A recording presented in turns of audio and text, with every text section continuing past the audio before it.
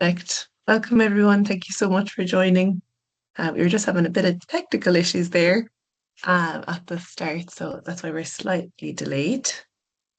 Um, but thank you so much for joining our event today. We're really excited to host the event. It's our first event that we've done ever for Neurodiversity Celebration Week. So it's a really important week for everyone, and we're really happy to be hosting this event today. Um, So we were having just slight technical difficulties there with Barry joining, so I'm not sure if he's joined yet. But if not, I'll be able to kick off and introduce you to our panel as well today. So we'll just give another minute or two just to see can we get Barry, because I suppose he's the CEO of Specialisterne Ireland. So we'd be delighted to have him here today and chat to everyone as well.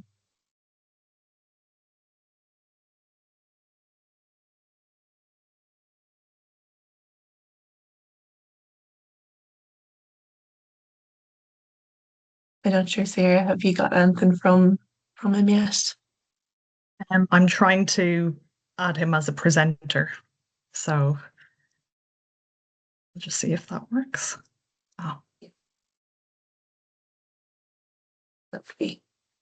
Well, we've a great panel here today. We've got five people, hopefully, anyways, with Barry involved on the panel. So we have Tony Harris, who's our Export Operations Manager at Musgrave. I'm sure we'll be looking forward to hearing him sharing his experience and his perspective as an employer recruiting and supporting neurodivergent talent. So thank you so much to Tony for joining.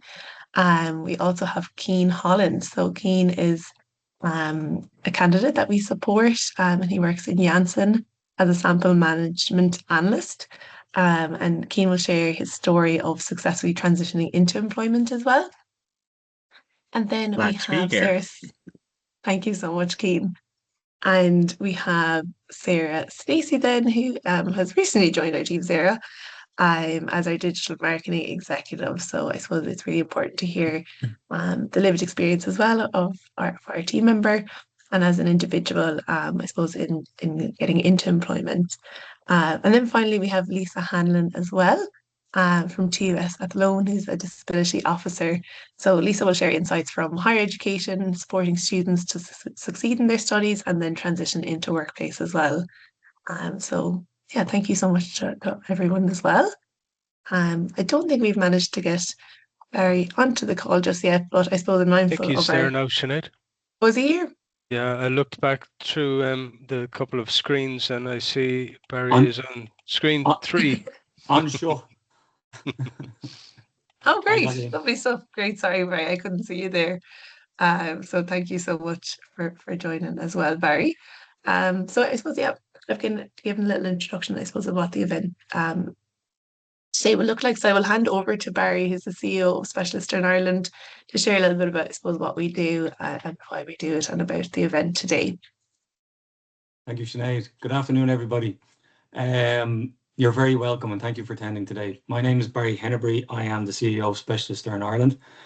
I'm proud to represent a very, very small and modest Irish charity with a very focused mission, which is to support neurodivergent individuals into meaningful and sustainable employment and to work alongside very good employers like Tony to build genuine neuroinclusive pathways into employment. Our work primarily sits at the intersection of employment, inclusion and neurodiversity. We specialise in supporting individuals, many of whom are autistic or otherwise neurodivergent, but who have the skills, the talent and the ambition to work, but who typically face systemic and often invisible barriers in access and opportunities. At the same time, we partner with employers to rethink how they attract and they assess and onboard and support talent so that inclusion isn't necessarily just an aspiration, but it's something practical and embedded. We exist primarily, despite the growing awareness, the reality is that many neurodivergent individuals in Ireland and beyond are significantly underrepresented in employment. Traditional recruitment processes often prioritize social communication styles or interview performance over actual ability.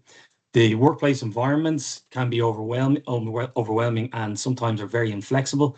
And too often, individuals are expected to adapt to systems that are never really aligned or designed with them in mind. But when the inclusion is done well, the opportunity is always enormous.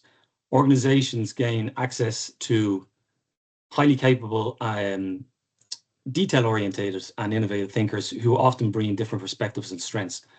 Teams within organizations typically become more adaptable and empathetic, and businesses benefit not just socially, but also economically. What we typically see every day through our work is transformation on both sides. For candidates, the journey often begins with uncertainty or a lot of the time previous negative experiences. With the right structured supports, whether it's tailored preparation, coaching, or adjustments in the recruitment practices, they begin to build confidence. When they enter Neuroinclusive workplaces where expectations are clear and the support is intentional, they don't just participate, they typically thrive and progress through their careers. For employers, the journey is equally powerful. What can start usually as a cautious pilot often involves a deeper organizational shift. Hiring managers begin to see the talent differently, processes become more inclusive for everybody, and success stories build momentum internally. The impact that we do see is real. Individuals move into roles where previously they were excluded from, sustaining employment, progressing in their careers, and contributing meaningfully into their teams. The employers, in turn, are recognizing that inclusion is not a cost, it's actually an investment in long-term tangible results. Looking ahead as an organization, I think our ambition is always to scale this impact that we have. We want to see neuro-inclusive employment pathways begin to become the norm, not just the exception. That means expanding our reach, deepening our employer partnerships, and continuing to advocate for systemic change so that inclusive practices are embedded across the sectors and become the norm.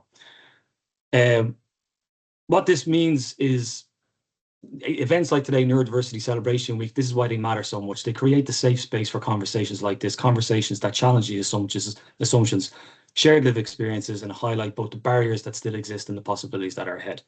The awareness piece is always important, but it's what we do with the awareness is what's really important. That's what truly counts. Ultimately, our message is, it's simple. It's about talent being everywhere, and the opportunity isn't. Our role and the role of organizations willing to lead is to try and close that gap as best we possibly can. And I think that's something that Specialisterne Ireland and my team in particular do exceptionally well. I'll pass it back to Sinead. Thank you. Lovely. And thank you so much, Barry, as well. I forgot to say at the start that Sinead Ryan will be monitoring the chat for us throughout today's session as well. So if you do have any questions, you can feel free to put them into the chat and we'll have a bit of time for a Q&A at the end as well. And today's session will be recorded, so we'll be sending it to you after as well, and you can share with people who maybe didn't get a chance to attend today's event. But yeah, that's great. Thank you so much, Barry, for that overview. And I suppose, yeah, now getting to the exciting bit, the bit that I really am excited to hear from everyone's perspective, because we've varied people here on our panel today, coming from different people that we've worked with or supported throughout our time in Specialisterne. So I suppose we're going to start off with the same question to everyone, and I'm really interested to see, I suppose, the different perspectives and answers to this. But Barry, I'll start with you first, if you don't mind. So I suppose, can you tell me, what does inclusion mean to you? Oh, I was thinking about this a lot over yesterday. I was having a few pints of Guinness, and I was trying to keep it short and sweet. And I was looking back at my own career and everybody I've worked with. And for me, inclusion, if I was to sum it down very simply, I think ultimately it's about being able to be yourself in the workplace. I think that's what really it boils down to, is can you come to work without having the mask? Now, I know we all come to work and we have to do a certain amount of masking and certain things at certain times, the jobs we don't like to do. But I think ultimately, if you can be yourself or the closest version to yourself in your role, that's what inclusion is for me. I think from practice, from kind of a manager's point of view, from a business point of view, again, I think it kind of starts with the culture. I certainly notice with organizations that I work with on a daily basis, if the culture piece is there from the top down, it's a much easier change to embrace neurodiversity and to embrace change, typical change, real change in a workplace. whether it comes in from the recruitment practices, manager trainings, whatever it might be, embracing the neurodiversity and embracing the innovative ideas and change. I think that's the fundamental starting point of having what an understanding of inclusion is. There's all the add-ons that go with that, good communications, etc., etc. But I think if you can come to work and be yourself and have a line manager or a team or a managing director or a culture in the organization that embraces that and wants to bring the best out of people in their uniqueness, that for me is inclusion. Yeah, thanks so much, Barry. And I think it's really important that it's not just one person as well, that's trying to create that change. And I suppose I'll go to you, Tony, as the export operations manager at Musgraves. And for yourself, I suppose, what does inclusion mean to you? Thanks, Sinead.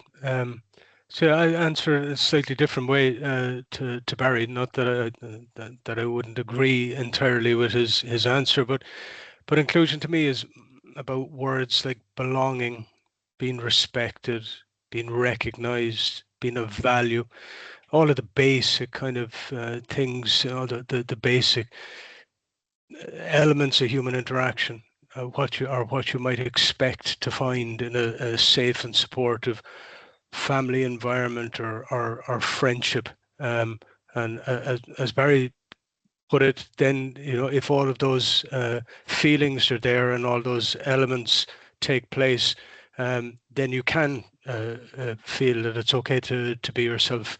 And that is a powerful thing when you have an environment like that, because that feeling of belonging or being respected, while it might seem like a very basic thing to a lot of people, it's an awful thing to try to survive without.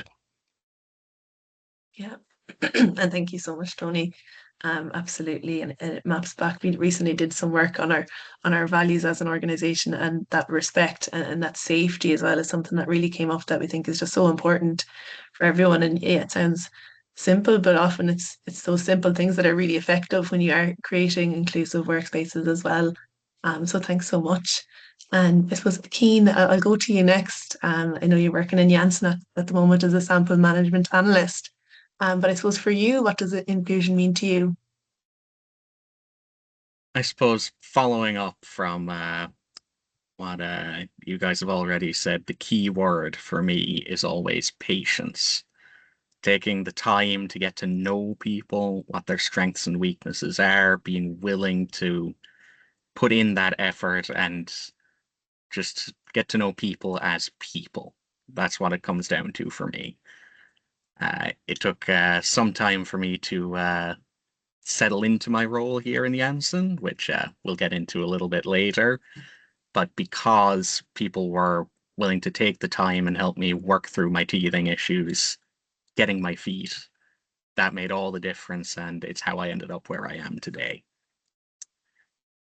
Yeah, absolutely, Keen. And I suppose that's what leads to that long-term retention as well, to take the time to kind of understand people and work with them and support them is so important. And as you say, you've had a successful journey as well in your employment, so we look forward to hearing more about that. Thanks, Keen. And I'll go to Sarah, I suppose, next, who's on our team as a digital marketing executive, to speak from your own lived experience here. I suppose, what does inclusion mean to you? To me, I think inclusion is about more than just like having a seat at the table. And in the workplace, it's about more than just hiring people who are neurodivergent. I think it's about making sure that the neurodivergent people that you have on your team feel safe to disclose, first of all, and to ask for what they need without fear that they're going to be judged negatively for that, or that they're going to be othered, I suppose. And as Barry said, to be their authentic selves in the workplace. And as Barry mentioned as well, like, I think it's really important to remember that so many neurodivergent people have spent much of their lives masking or worrying about being excluded or being seen as less capable because we do things a bit differently. So I think true inclusion is about recognizing that differences are not deficits, first of all, and making sure everybody on the team feels respected and valued and doesn't feel pressured to like try and mold themselves to fit neurotypical expectations or standards. But it's also important that employers recognize that accommodations are not a one size fits all, that neurodivergent employees are individuals first and foremost, and that we all have different strengths, different challenges, different ways of working, just the same as anybody else does. Amazing, yeah, and thanks so much, Sarah. And it's nice to hear that kind of the connection between all of your answers as well, and building upon that. And I'll go to you, Lisa, from your perspective, because I suppose you're coming at this from a university perspective and education side, which is really important for the students that you support. So I suppose for yourself, what does inclusion mean to you? I think it's about creating environments where students don't have to constantly adapt themselves in order to participate. So sometimes quite small changes can make a really big difference to somebody who might have otherwise struggled. So like small things being put in place for somebody, if we just recognize, different people's needs, I think it's the systems that have to allow people to be able to engage and succeed. That's great, and thank you so much. And it often is that it can be small adjustments and that can make such a huge difference. But as Sarah mentioned as well, it's looking at that individual as well, a perspective, which is really important. So it's marrying both sides, I suppose, together. So thanks so much. So I'll go around the houses just, I suppose, to get a little bit more specific into to all of your own experiences and perspectives. And again, I'll start with yourself, Barry, as CEO. So I suppose from a leadership perspective, what has Specialisterne journey been in building neuroinclusive pathways to employment, and what have you learned along the way about creating real systems change? There's so much to go into there, but for the last 13 years, I mean, certainly in the last few years, I think as an organization, certainly my predecessor made a lot of submissions for policy at government level where we could get some changes across at strategic level. So for example, the National Autism Strategy. And that's kind of the starting piece, is to try and get government embracing some of the change that's necessary at a tactical level to bring it down, or strategic level to bring it down to a tactical level. And that's been achieved, and the change is there. So there's a roadmap there in place, there's a strategy there in place for workplace. The next level down for me certainly would be is the rollout of the Work and Access Scheme from the Department of Social Protection, which is provide the government's way of financing and recognising that supports are required in the workplace for not just employers but employees, whether it's in the case of trainings or whether it's in the case of workplace needs assessment or continued in-work support, recruitment practices, the communications and how communications are done through recruitment. There's a suite of finances and packages available there. Specialisterne in the last 2 years have been at the forefront of rolling this particular package out on a nationwide level. And the feedback that we get from our work and our services with employers and with employees is massive. So we're able to go in with a new employee and say, look, this is the workplace needs assessment, what your job looks like, what are you trying to get, what are the challenges, those pieces that Lisa just touched on, the minor accommodations that might be there to make a big difference. Sarah touched on something else there as well about not just ticking a box, kind of making sure that there's more long lasting, not having the fear of coming forward and putting your hand up. Speaking to managers, one of the big issues that we see on a daily basis is managers not knowing what to do if someone disclosed. They're afraid to turn left or afraid to turn right.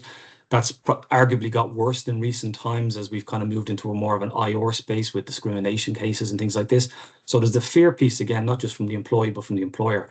Where Specialisterne really excels, I believe, is marrying the two pieces together. It's getting the confidence and the buy-in from the employee with the employer through a workplace needs assessment, engaging with a line manager and saying, look, this is Sarah. Sarah could do it A, B, C, and D. This is John, the manager, and John, the manager, is saying, well, these are the demands of the workplace.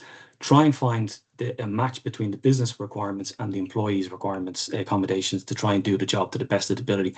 And we find more often than not, when we start this process, the feedback we get is we get massive buy-in, and people come back to say, geez, that really worked out great. Can we do another one for somebody else? Or somebody else is after disclosing, can we talk about this?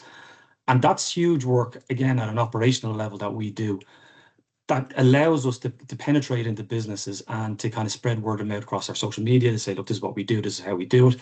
We can tweak if need be as well. And we've seen with some cases where for the first 100 cases, we have a particular pattern, and then we might have to tweak just slightly different to a more strict employer, maybe perhaps, or a different type of employer working in a different space, just to make those changes.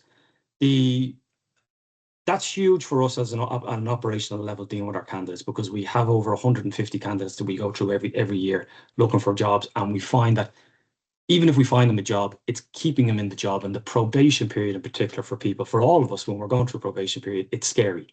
Okay, it's nervous. You're afraid to make wrong moves. So our services there, our consultancy service and our in-work support piece, our work and access packages that we offer, they provide great service to the employee and to the employer.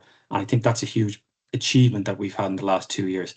In addition to that, a lot of the unsung hero work that we do behind the scenes that Sinead O'Brien leads on is our Pubble Workability Grant. We do a lot of government grant work whereby we're tackling social challenges in society. So this particular project that Sinead deals with is we try to find 600 job seekers in a period of 5 years and get them into employment. And what that involves typically is a first meeting report, which is a very detailed conversation, one-on-one, where you are, where you're going, what are you trying to achieve, try and temper expectations, or better yet, try and think bigger. Then we look through the CV review process, tweak it, how can we improve it, is there things we can do with it to make it a bit more efficient. Then we work into the mock interview piece, the interview prep piece, and then the engagement with the employer for the potential jobs and the accommodation piece. It's a huge body of work that we do with a very small team, and we have monumental success with it. And I can't stress this enough, as a team, and Sinead leads on this project, absolutely monumental success with the metrics that we have to try and to meet the grant conditions of getting people into employment, finding the candidates. We are so heavily oversubscribed with demand from the service that as an organization, we completely missed the bar. We said we're going to try and find 600. We could put another 0 at the end of that, because there's so many people now that are more brave coming out saying, this is the service that I need. Our engagement with the colleges has been absolutely brilliant. We find all the colleges up and down the country are very proactive in their engagement with us in trying to help bridge the gap between education and getting into employment, and they spot it through their dedicated officers that they have there. This is going to be a challenge here. Can you step in, specialist, or can you do your thing? Make sure it's a bit of an easier pathway. We do that. It's huge. I wish we could do more with the team that we have, but we're already bursting at the seams with what we do. But it's a huge body of work that we do that I dare say no other organization is doing out there at the moment. And I see the emails coming back in, particularly from parents, for young people getting the jobs. And it goes a long way. The work that we do goes a long way in our society. We don't get a huge amount of kind of praise for what we do because it's a small niche market we're doing, but the work we do has impact, huge impact. On top of that as well, lastly, just to touch on the partners and the employers, the engagement that we get with our employers, particularly like our host SAP, Musgraves, for example, Tony, we've come from a place where me as a parent, 12 years ago, what is autism, to I want more people, send me more talent. What can we do? What's the changes we could do? Can we put on an extension? Can we put in a sensory room? Can we start a new autism at work program? The evolution of the neurodiversity at work piece is enormous in the last 10 years. I'd like to think our organization played a small, if not important, impactful role in that. And I think that's something I'm particularly proud of as an organization. Great. Thank you so much, Barry, for giving that overview, because I think it's so important for people to know about the different supports that are there in a layered way for the candidates, for the employers, for the people who are in employment, for our universities, and the different types of supports that are there. And we will be hosting a session on the Wednesday, the 1st of April as well, just for everyone here to know.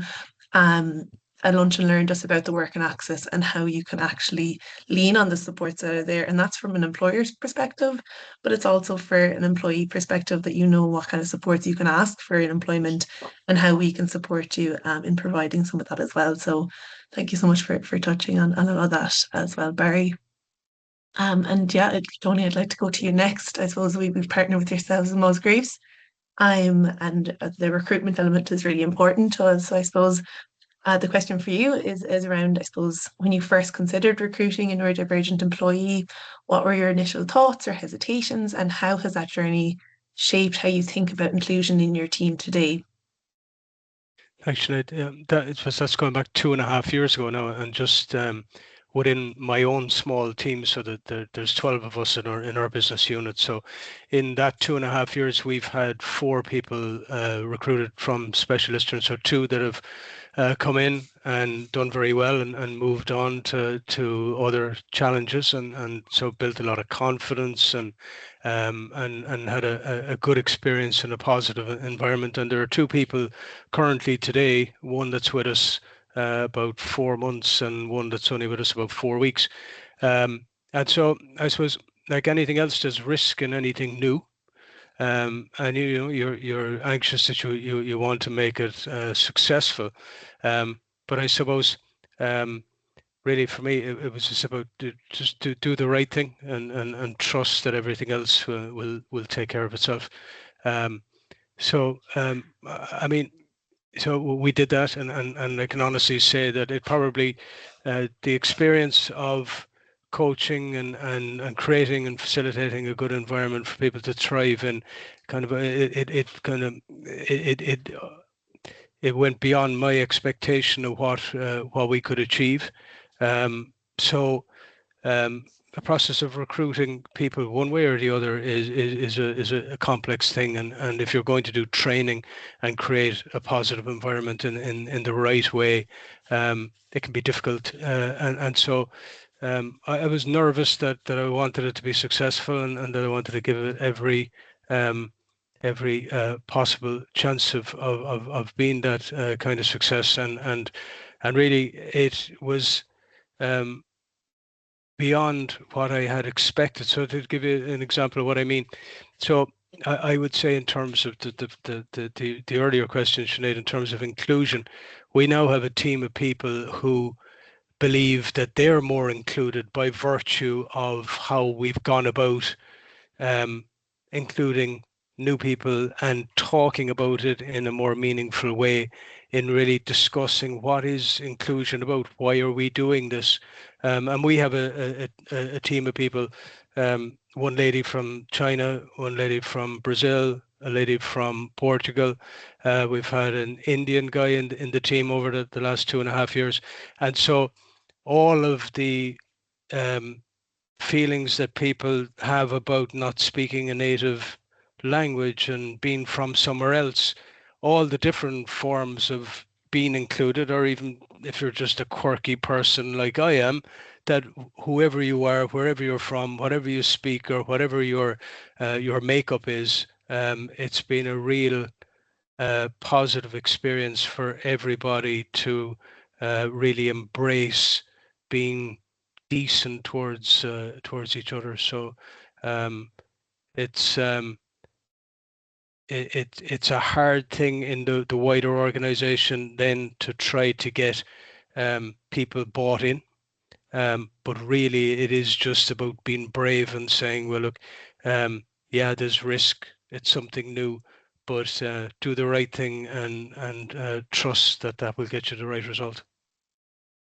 Yeah, and thank you so much, Tony. And I think it's so important to hear from your perspective on that, because I think that can be quite a universal, I think, initial fear that's there when we speak with employers, that there's an initial fear there, and a fear of the unknown, really. And it's just, as you say, just taking that first step and seeing what comes from it and trying to do the right thing where you can, and then seeing, I suppose, what it leads to, like that, so many meaningful conversations within your own team across different, I suppose, inclusion areas there that you might not have had those conversations without opening this. So, it's about that opening those conversations and creating, as we said earlier, those safe spaces as well, and seeing that positive impact. And I suppose knowing that you don't have to know everything. We always say that when we meet with employers, you're not expected to know everything, but you are expected, I suppose, to try and find ways to find that information, or to work with supports like ourselves or wherever it might be, to kind of help address those concerns and those fears, and put in the right piece of education and knowledge there as well. So thanks so much, Tony, for speaking to that.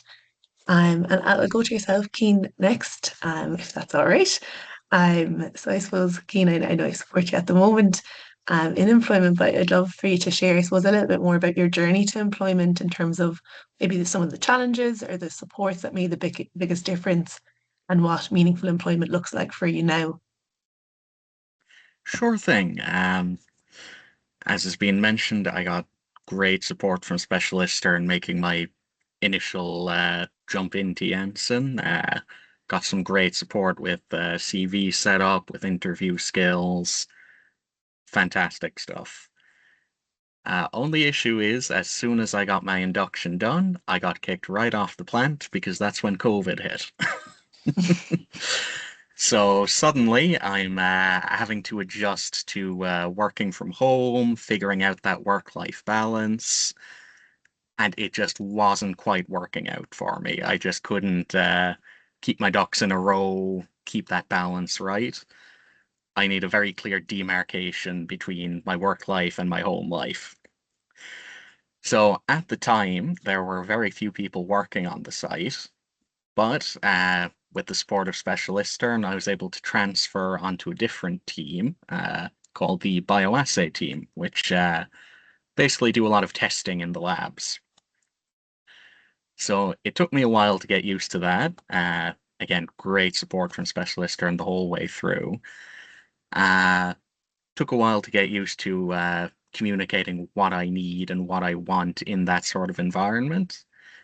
A big issue personally is noise sensitivity. So I need these pretty much all the time to block out the noise of all the machines that are running in the labs and stuff like that.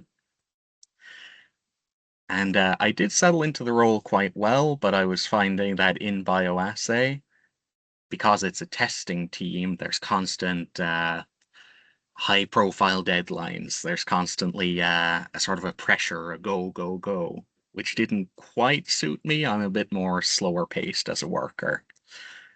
So again, with some help from Specialisterne, we looked at, okay, what else is available on the site? Where would I fit best? Where are my skills going to be used most effectively? Which is how I ended up in sample management, which is, again, another lab-based team, but they're basically supplying the testing teams with the materials that they need. So I'm able to apply a lot of my skills, but without that sort of high pressure environment, which suits me much better these days. And I couldn't have gotten there without all the support from Sinead and everyone else at Specialisterne. Yeah, and thanks so much, Keenan. And even from the COVID perspective, I'd say you weren't on your own in having to figure out how to adapt that, but it's so much to learn how to transition into employment in the first place, and then having to try to transition when the world has shut down as well. So the two big changes. But I think your journey speaks to that I suppose that importance of looking at people from that strengths-based perspective and working like having an employer and managers around you that were open to looking at, okay, well, what are your strengths, what environments would suit you best, and how can we support that and then put you into that role that now you're flourishing in that role. And you've grown, I suppose, in terms of being able to communicate as well in terms of what you need and feeling you're in a safe environment to do that. So it's really important looking at that individual in terms of what are your strengths, what supports might have been needed, what challenges were there, but how can we support that to keep you in employment, but just work with it and maybe adapt in places where we needed to. So I think it's a really important story as well, and a journey that I think other people might have gone through or mightn't have been lucky to go through in some sense to not get those adjustments made throughout a difficult journey as well, which people can have. So thanks so much for sharing, Keen, as well. And I'll go to Sarah, if you don't mind next, Sarah. I suppose looking at your own journey as well through education and employment, could you describe your journey through education and employment, and I suppose what challenges did you face? Yeah, absolutely. So I'm autistic. I was diagnosed in adulthood, so that meant that when I was growing up and going through the education system and then through employment initially, I didn't have those kind of tailored supports because I didn't really know accommodations were available to somebody like me, because the narrative that I sort of internalized for much of my life was, pushed through. And looking back, I think one of the hardest things about my experience was making that transition from education to employment. I come from a media background, I was always very academic, very focused. I kind of thrived on structure and knowing exactly what was expected of me. But then when it came to navigating job applications and interviews, I was completely unprepared for how difficult that would be. And I masked a lot as well. So the cognitive load of like trying to project a confidence that I didn't actually have, or things like policing my tone of voice to make sure I sounded as enthusiastic as I felt inside in interviews, monitoring my facial expressions, my eye contact, and then things like trying to interpret what the panel actually mean when they look at each other after I've spoken. All of that was like just completely exhausting. And there was one interview I had a couple of years ago at quite a big corporation over in the UK, and that just sort of changed just my whole experience because it's just a really draining experience. So there was a technical test which lasted half an hour that I was not given any time to prepare for, didn't know how to use the system that they had, and that was really specific to this particular company. And then after that, there was 15 minutes of a panel all sitting around the room with clipboards asking me loads of like hypothetical scenario type questions, which can be very challenging for autistic people a lot of the time. And I had no context for any of that because that was something I hadn't been briefed about. And this was all before we actually got to the official interview part. So I was there for about 2.5 hours in total, I think. I slept for nearly a whole day afterwards because my brain was just so fried from the whole thing. I did not get the job, needless to say, but I did get feedback critiquing my tone of voice, my body language, all those kinds of things, which has happened on other occasions as well. And that's something that I think can be judged particularly harshly in media environments. It's quite intense. So I went into a period of burnout after that, and that was partly what led me on the path to my diagnosis because I struggled so much in those kinds of situations that I knew deep down there had to be something else going on. And I think if I'd known earlier that I was autistic, it would have made a big difference. Like things like having access to interview questions in advance would have been a game changer, I think. And having a chance to talk about my strengths and my past experiences rather than having to like predict scenarios that might never happen. I found that really challenging. But more than anything, I think I would have been able to spend a lot less time thinking that I was the problem, that I wasn't deserving of opportunities because I found certain things just that bit harder than other people did. And thinking that way, I think took my focus away from the strengths I knew I had, that I knew I'd be able to bring to a workplace if I could just be given a chance. And that's why working at Specialisterne now means like an awful lot to me because I have that understanding and support and the chance to use my skills to help make a difference to other people who might be going through similar challenges, which is really important to me. And for me, like it can be as simple as somebody saying, "How are you getting on today? Let me know if you need anything." Like it seems like a small thing, but it can really make a world of difference, especially if you haven't been used to that before. Well, thank you so much, Sarah, for sharing that. It's not an easy experience to go through, and there's a lot, I suppose, that when Barry mentioned about the workability program that we work with, and we see loads of different types of candidates coming to us, but particularly recently, we are seeing a lot of people coming to us who are getting that later diagnosis in life and having to look back retrospectively at things and either unlearn or learn things or having to develop compassion for yourself as well and looking back and not, as you say, not thinking that you were the problem. It was just, I suppose, not getting the right supports in different environments as well.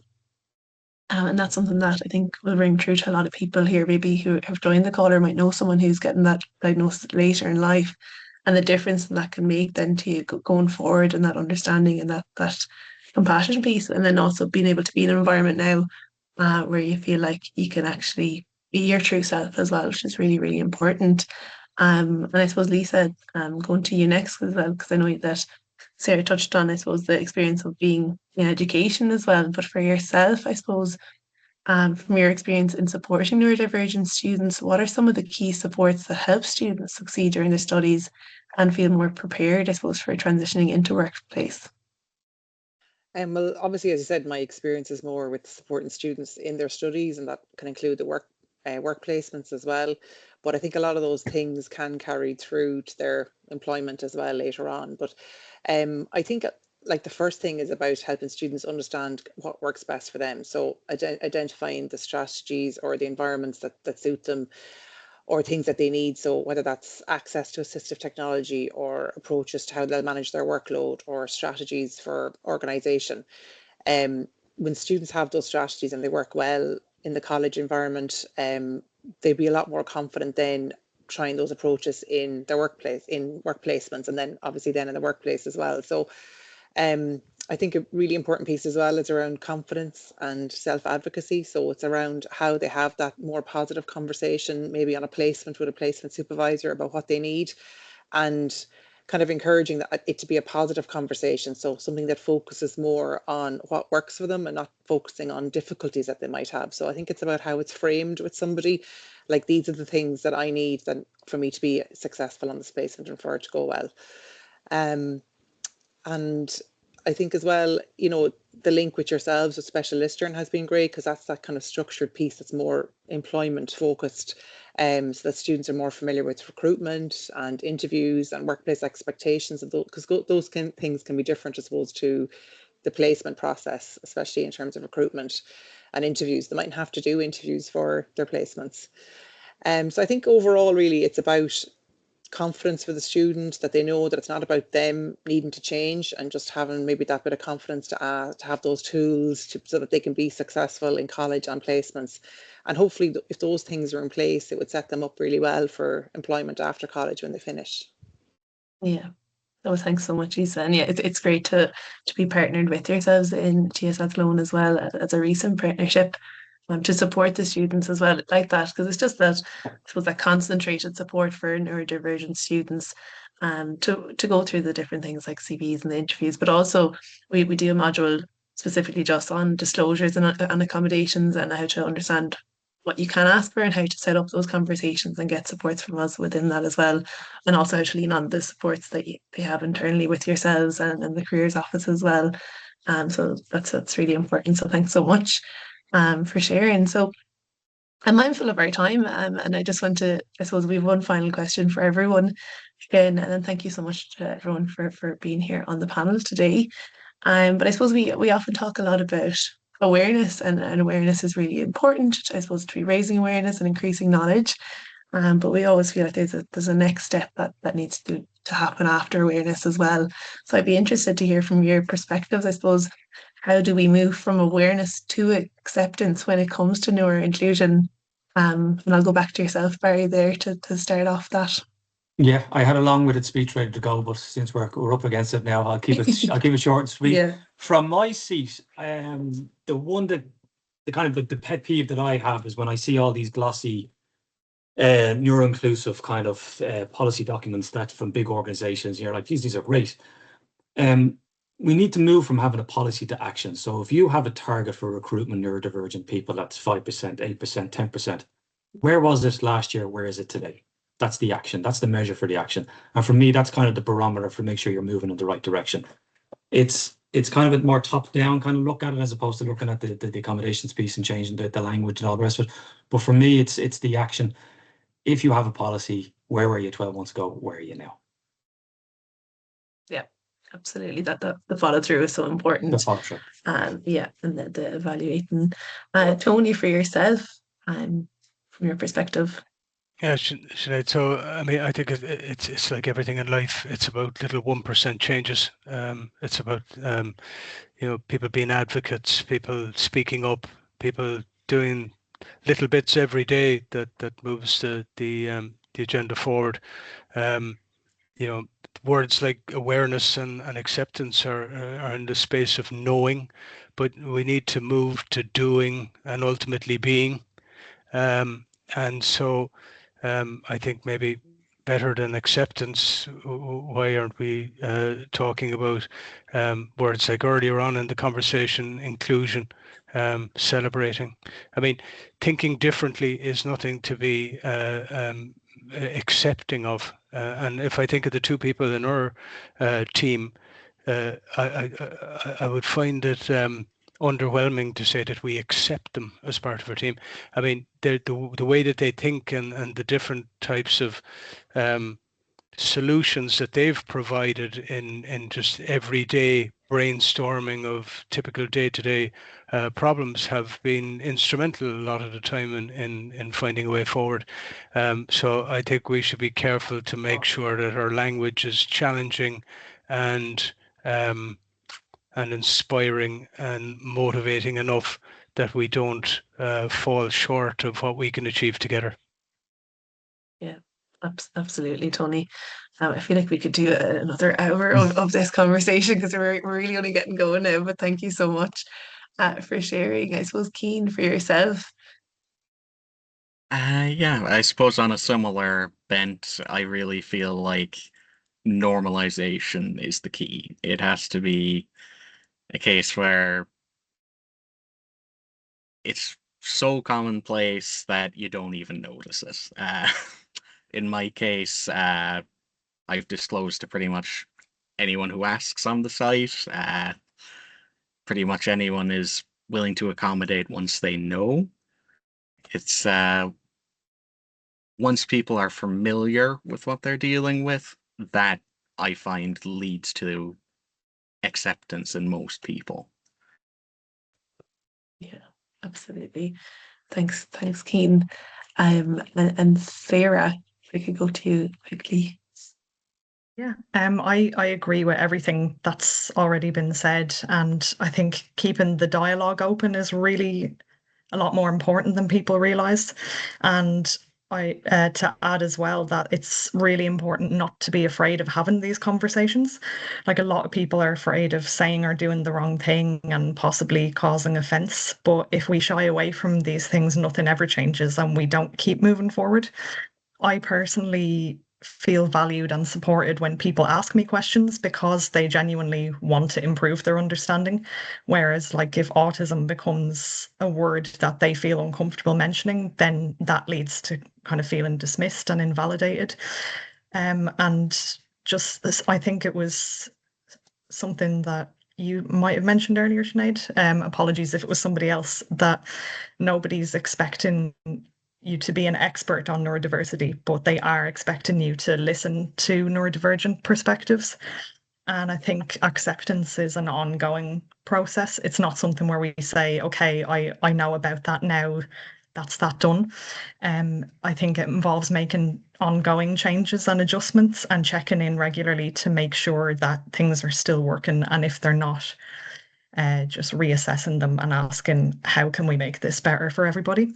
So I think it has to be a collaborative effort, and that's how we get to a place of true acceptance. Amazing. Thank you so much, Sarah. And Lisa, then, for yourself. I think certainly in the university sector, I think acceptance happens when inclusive practice becomes part of how the system operates. It comes in at the design level rather than something that happens reactively when someone struggles. So I think a little bit like what Keane said, it's about it being normalized kind of from the very beginning, and not something that happens afterwards. Amazing. Yeah, absolutely. Thank you so much. I'm mindful of our time, but I know we have a few minutes. Sinead, I'm not sure in terms of our questions, have many come through, and we'll send some information after if we didn't get to cover all the questions from today's session. But if there's any that we want to look at. Yeah, we just have a few here, and thank you so much to everybody who has popped in some questions or any contributions. Really, really, really valuable. A couple of people mentioned that it is so great to hear sort of varied and kind of colourful experiences and definitions. That a lot of people noted, Keen, that it's really motivating to hear your success story, but also taking in mind that there has been maybe a lot of trouble, well, to get to the point where we are now, but overall you've had quite a positive experience, which is really, really good. Yeah, we've had a few, I suppose, to start off with. Gwen, I think, and pop in the chat, Gwen, if you don't want to add anything, but I think this was more geared towards Tony, that how did you target neurodiverse employees in your recruitment processes?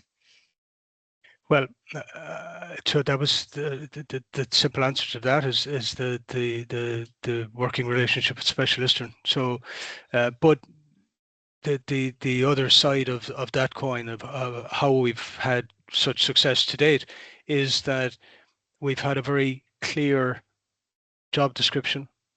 We've made sure that we have a very deliberate environment, that we've thought things through, that the job spec is very clearly laid out. The people working in that environment are very supportive and are on board. Not that we share any details of anybody's specifics unless they're willing to open up and to share themselves. We've done a recruitment process that probably wouldn't meet with too much approval from the HR department. So on a personal level, I've skirted around the structures that are there, and I'll ask for forgiveness rather than permission to do interviewing in a way that is more meaningful. Personally, I competence-based questions are pointless as far as I'm concerned, and so it's just the important part of that recruiting is we have a good partner, and we've thought through the environment, and they're the elements for success in my experience. Fantastic. Tony, thank you so much. Ria actually had a really good question, kind of geared towards Sarah and Keane. How do you let colleagues know when you are overwhelmed or you are struggling, say for example, on a day with a lot of social contact or a very busy day? Yeah, it's an interesting question. I'm still quite new to Specialisterne as well, and I'm also very lucky that everybody on the team is really supportive and just open to, chatting about all sorts of things. So I think that for me personally, that really helps. It can be very difficult when you don't have that sort of a supportive environment. But I think boundaries as well, like that's something that I have personally needed to work on a lot over the years. Still working on them, and I think a lot of us are actually. But yeah, I think it just goes back to open dialogue, feeling able to approach people with your concerns. Yeah, that's my experience. Okay. Would you have anything to add, Keane, or? It is quite similar on my end. Mhm. I'm very lucky to be with Janssen because they're very accommodating. They actually have several hush pods set up around the building, so if I ever need to take 5-10 minutes just for a quick reset, nobody will mind if you just take some time, take some quiet, and just get back into it afterwards. Again, I've disclosed pretty much to anyone who listened on the site, so everyone knows what they're dealing with on my end. So it's pretty normalized for me to be able to take that space if need be. Excellent. Thank you so much. It's just conscious of time, and if anybody wants to put any more questions in the chat, please do, and we can compile them and ask the participants afterwards and send it out as following feedback. But maybe just ending on a really good question from Martina, and open to the whole panel. Jump in, anybody. How can we challenge or deal with the neurotypical based idea of professionalism? Professionalism in inverted commas. Better managers. It's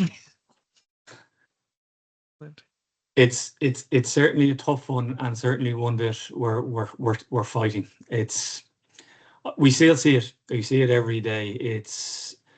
It's a difficult one to navigate, and I don't have a straight answer for you. But what I do see is a fine line between what I presume you're leaning towards in professionalism and what a lot of people, myself included, in some cases would see almost as discrimination, and it is a fine line.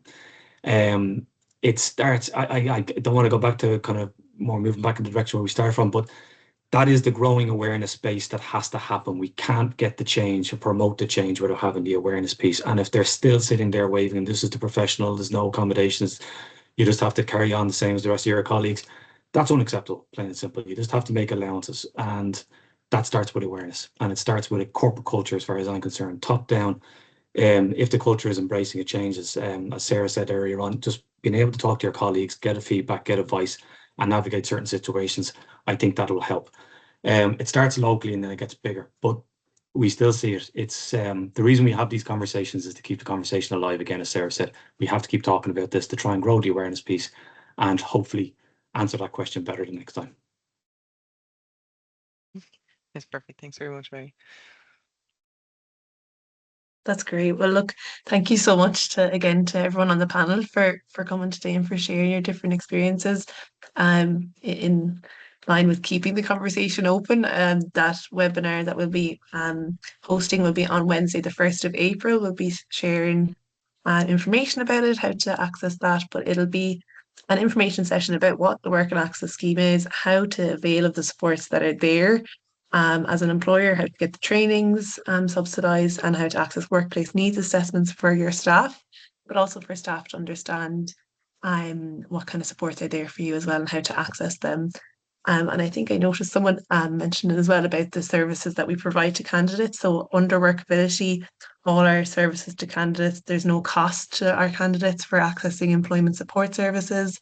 So you can get in touch. Sinead put in the email address there, info@specialisterne.com if you want to hear more about our workability program and how to get the supports for your CV, your interview skills, and so on as well. So look, again, thank you so much to everyone for joining today's session.